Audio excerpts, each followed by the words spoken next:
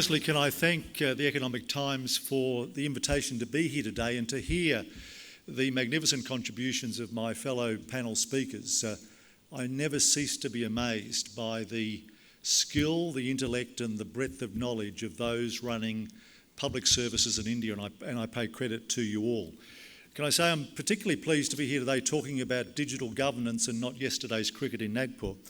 But we can all live optimistically.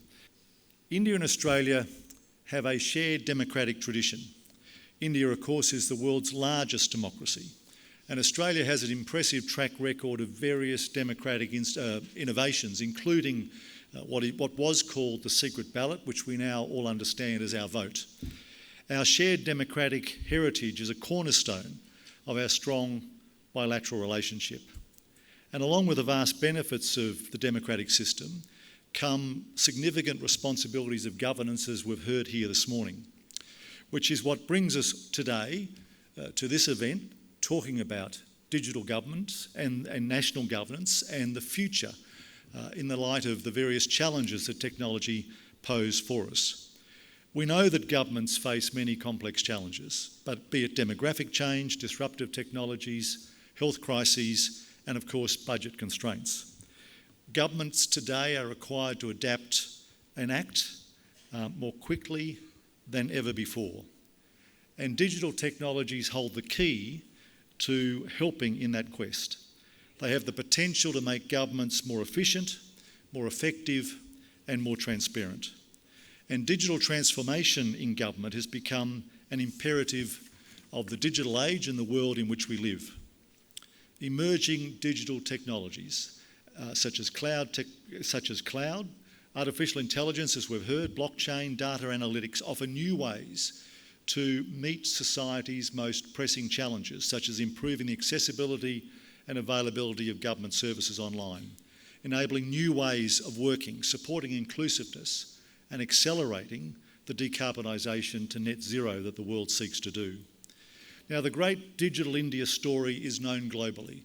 It's what your country is perhaps best known for, as we see not just digital services in countries like Australia, but globally, powered literally by India, by Indians, and of course it's no coincidence why most of the major tech companies around the world are run by people of Indian origin.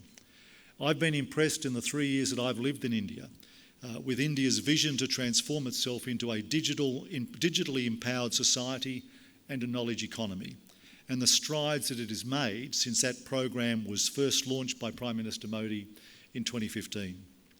Under Digital India, we've seen UPI become a leading digital platform with 74 billion transactions last year alone. It is a marvel to those of us who have come from a country like Australia where such a system is not yet available.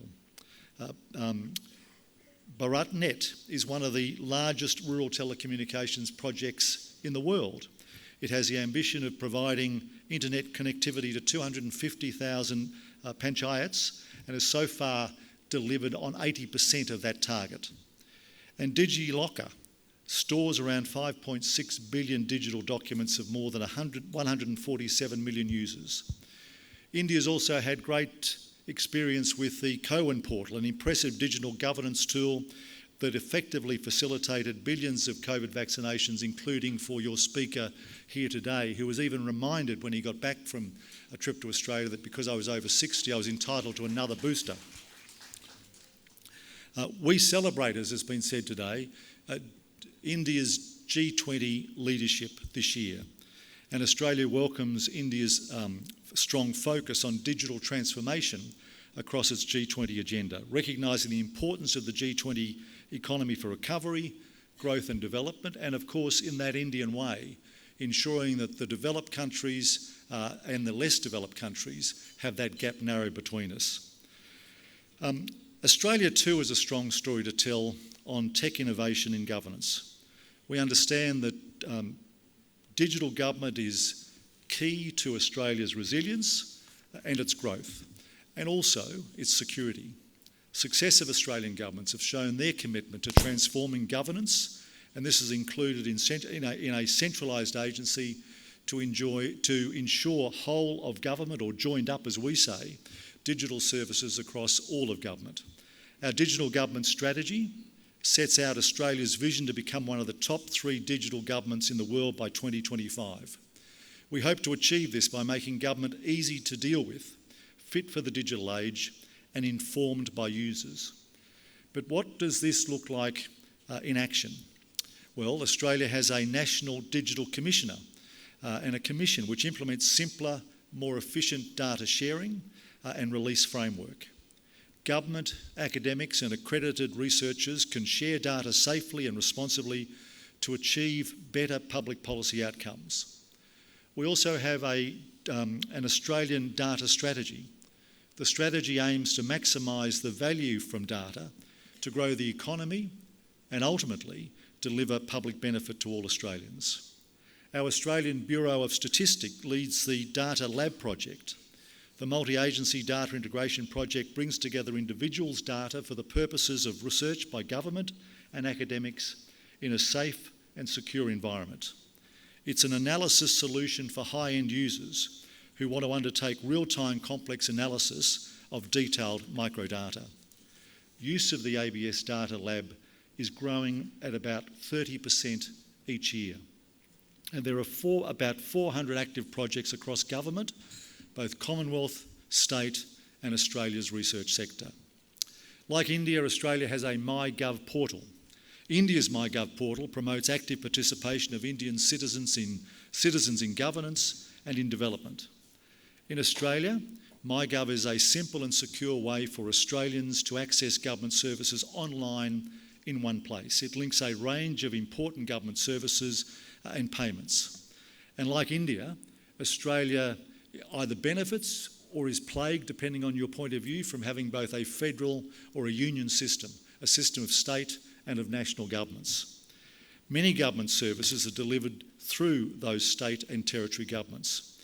In our largest state, a state where I was once Chief Minister, New South Wales has Service New South Wales, which provides digital offerings that bring together New South Wales services in an easy-to-use platform and app. When I was invited here today, I felt like a bit of a fraud because as much as I love the Economic Times, I prefer to read it in paper form, not digitally. But just to show that I'm not a technological Luddite, in 2012 I visited a state in India and saw there for the first time that government could have joined up services, that instead of there being thousands of phone numbers, hundreds of websites and manifold numbers of email addresses, there could be one of each. And I took that idea back to Australia, and that idea today in my country is Service New South Wales, the leading state one-stop shop, which does, as Mr Ujale says, have a customer focus, puts citizens at the centre of government, makes it easy for them at the time that suits them to engage with government for information, for a licence, for a visa or something else. Service New South Wales has integrated 14 different government services, making the experience of dealing with government simpler, particularly for vulnerable people using one website, one phone number and one email address.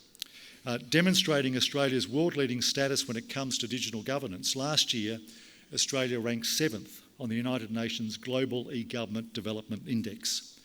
So we're confident that we have much to learn from each other on digital governance. Much as I learned a couple of decades ago, we're continuing to share knowledge. My Home Affairs Secretary was here only last week talking to his counterparts, particularly around some of the challenges that this enabling technology can also come with. We engage on a range of important fronts, including on cyber and technology, and of course governance. We have recently signed an MOU on public administration and governance between the Australian Public Service Commission and the Department of Administrative Reform and Public Grievances here. When Australia and India elevated its relationship to a comprehensive strategic partnership in 2020, Australia's Foreign Minister and External Affairs Minister of India signed a framework agreement on cyber and critical technology, again demonstrating the importance of cooperation in these areas. In 2020, Australia also announced the investment of 70 crore rupee in the Australia-India Cyber and Critical Technology Partnership to complement the framework arrangement. As strong Indo-Pacific partners, India and Australia also have important roles to play in contributing to the global development of critical and emerging technologies in our region and hopefully globally. That partnership focuses on strengthening the links between Australian and Indian partners by funding projects that focus on practical cooperation. This will help shape a global technology environment that meets our shared vision, that is democratic and that is hopefully free from threats. We've announced a joint Australia-India Centre of Excellence for Critical and Emerging Technologies to be established in Bengaluru.